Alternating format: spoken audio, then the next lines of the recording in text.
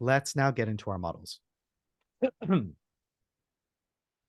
So we have a lot of text on these slides. I'm not going to read through everything. You're going to have copies from them, but we're just kind of explaining them in general. The most important thing as we go through this is the note on the bottom. In every attribution model, direct traffic is always ignored and we don't give it any credit. So even though you have direct, we don't look at it. And you'll see how that applies. So the first one is data-driven. Data-driven means you leave it up to the Google gods. Google, based off of its knowledge, will decide how to give credit, right? It's especially powerful because, you know, Google is setting up the model based on what they actually see. So that is recommended. Whether you want to leave it up into the hands of Google to decide what the attribution model is, who should I give credit to? That's something you have to decide. So practically what that looks like is Google might decide, all right, we're going to, based off what we see, the first click came from organic. It gets about, you know, half credit. Then paid search, we're going to give it a lot of credit. Email is going to get kind of the least credit. And then direct, once again, we don't even look at that and we don't give it any credit. So there is no logic here because Google is the one who decides what makes sense. But once again, it's recommended because generic models might not fit for your business, while Google's taking everything into account and will hopefully craft the best model for your business. You have any thoughts on that, Bill? I mean, I like this data-driven approach.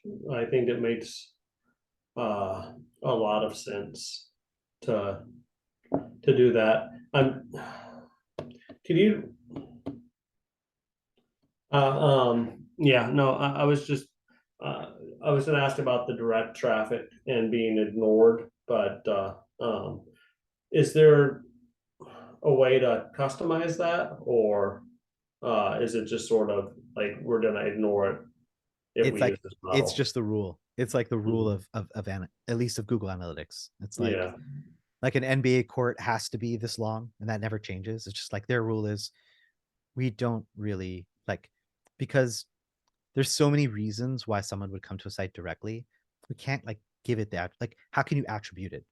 So Yeah. like there's no meaning behind it. Right. Okay. Fair enough. Okay, No, I think this makes sense.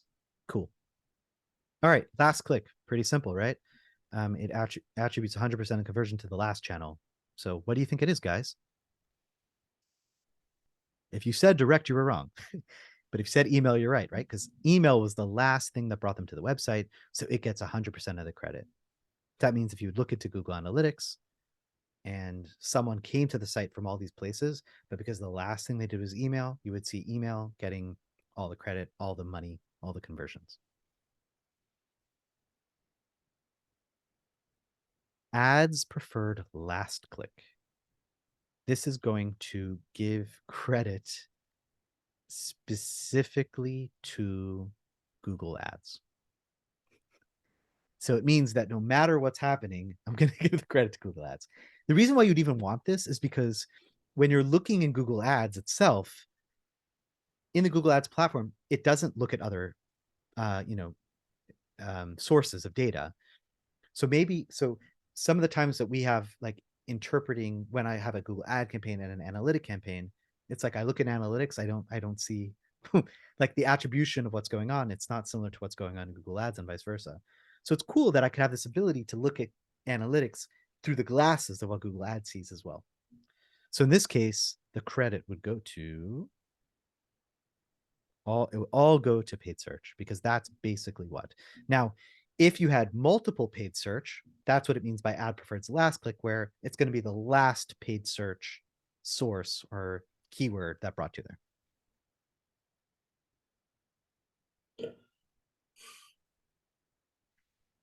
Okay, linear. So linear means that it's going to distribute the credit equally. In this case, this is pretty straightforward, where every part of the funnel is going to get the equal amount. Organic 33, paid search 33, email 33, and direct once again won't get anything. Equally divided. Next is position-based. This is a pretty good one because this solves the issue of like not giving credit, but then also giving credit more, usually it's the first thing and the last thing that like should get the most, but it doesn't ignore the people in the middle. So in this case, we give 40% of credit to the first, which would be organic, 40% credit to email, and whatever's in the middle gets the 20% split up evenly. In this case, since there's only one thing in the middle, it gets all the 20%. But let's say you had paid search and Facebook ads. Paid search would get 10%, Facebook ads would get 10%.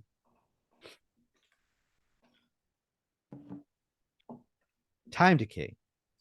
So time decay is looking at more credit to things that happened later, closer to when you actually bought something, and less.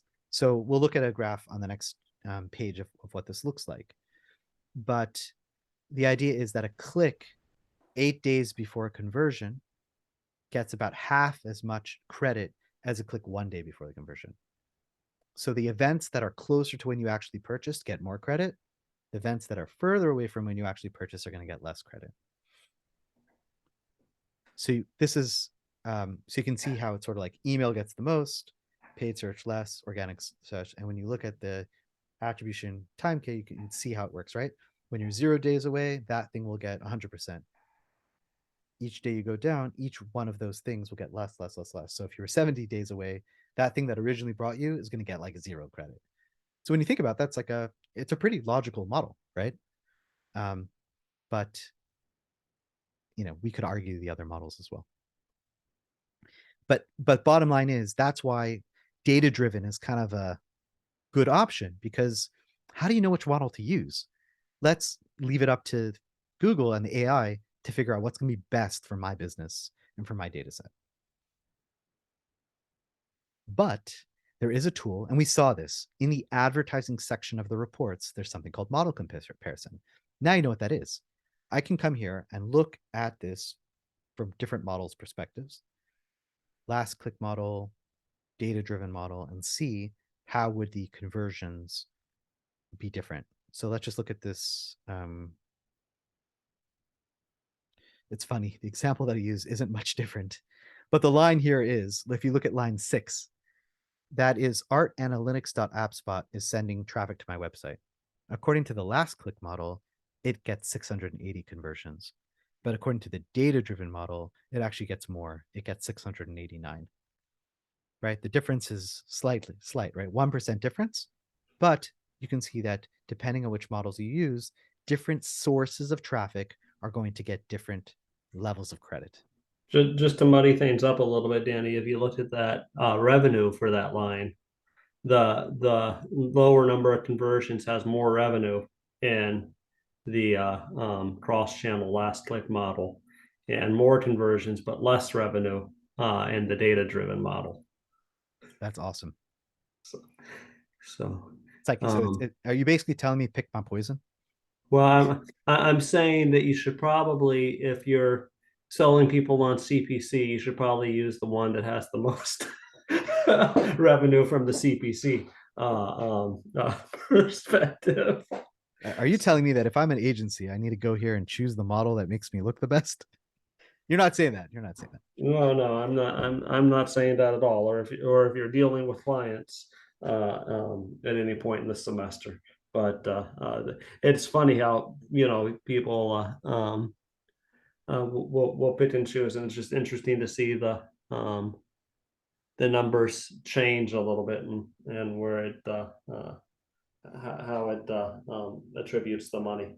The concern I have, Bill, is like, until now, analytics was kind of like people look at it as like the Bible, right? It's like it's the truth. And like here, I feel like there's so much education required to explain to the client. Like, it's not longer one truth. There's 10. Like you could look at it from different perspectives. And like, I feel like, how do you educate the client? How do you like show them that there's different ways of looking at it? It just like, I'm excited about it, but you can see it's like a little bit of a challenge. It's not going to be as simple as, hey, here's your report. It's gonna be like, well, which version of the report would you like? Because here's 10, right? It's just interesting. it can be a real Pandora's box kind of thing. Yeah. If you open up just a little bit about like, well, there's different perspectives to looking at this data. Well, why are we looking at it from this perspective? And that can be troublesome. So in some ways, it's kind of like you have to you choose the one way and go with it. Mm-hmm. Yeah. Yeah. That's why data No. driven is good, because it's got like, the reason I'm going with it is because it's modeled to my data.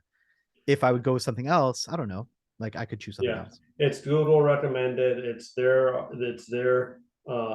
artificial intelligence that's putting together. It's got no bias from my perspective or your perspective in terms of how we would interpret this data. Exactly.